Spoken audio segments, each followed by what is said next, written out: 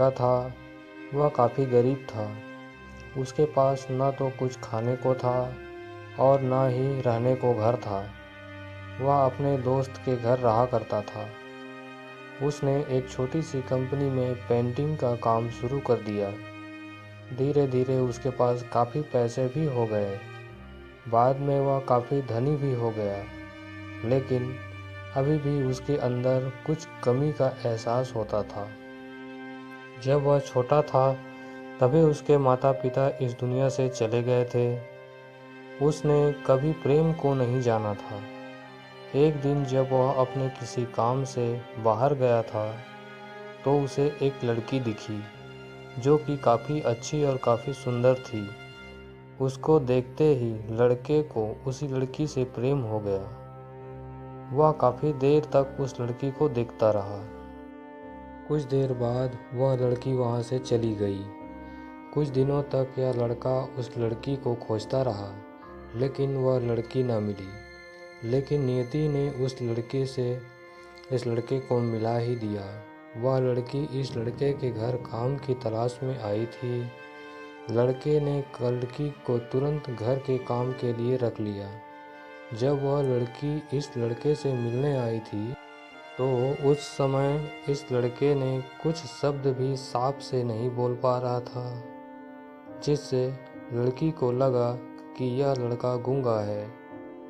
लड़का भी जान गया था कि वह लड़की हमें गूंगा समझती है। इसके साथ ही साथ यह लड़की समझ गई थी कि यह लड़का इस घर का नौकर है, न कि मालिक है। अब जब भी यह लड़का उस लड़की के पास जाता तो गूंगा बन जाता है। धीरे धीरे वह लड़की इस लड़के पर काफ़ी रहम खाने लगी। अब उसे इस लड़के के लाचारी पर प्यार होने लगा, लेकिन फिर वह लड़की एक बात से डर कर पीछे हट जाती थी। इस लड़की के माता पिता भी बचपन में ही मर चुके थे। इस लड़की को इसके चाचा ने पाला था और वह चाहता था कि जब तक जिंदा रहे यह लड़की उसके खाने और पीने का पैसा दे। लड़की का प्रेम हद से भी बाहर जाने लगा। लड़के के एक खांसी पर भी वह लड़की दौड़े उस लड़के के पास पहुंच जाती थी। अब लड़का भी समझ गया कि इस लड़की को मुझसे प्रेम हो गया है। लड़का भी बहुत ज़्यादा उस लड़की से प्रेम करता था। उसने पहले लड़की के बारे में सब कुछ पता किया। जब उस लड़के को पता चल गया तो वह बहुत रोने लगा, क्योंकि उसने गूंगे होने का झूठ बोला था। अब वह दिनों रात रोने लगा। लड़की अपने सैलरी में से लड़के की इलाज करवाने को कहती थी। एक दिन सुबह ही उस लड़की को पता चला कि वह लड़का हॉस्पिटल में भर्ती है।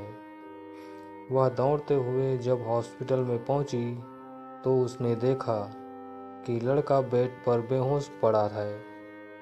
उसके आसपास काफ़ी मशीनें लगी हुई थी। जब लड़की डॉक्टर के पास पहुंची तो वहां पर डॉक्टर ने उसे बताया कि लड़के अब बोल नहीं सकता है। उसके अपनी जीभ को काटने की कोशिश की है। इसके साथ ही उस डॉक्टर ने उस लड़की को एक पत्र दिया।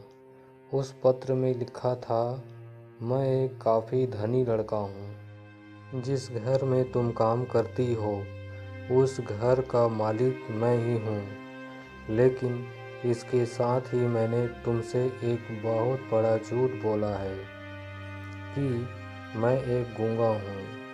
अब इस झूठ का प्रायश्चित करने के लिए मैं ऐसा काम करने जा रहा हूँ।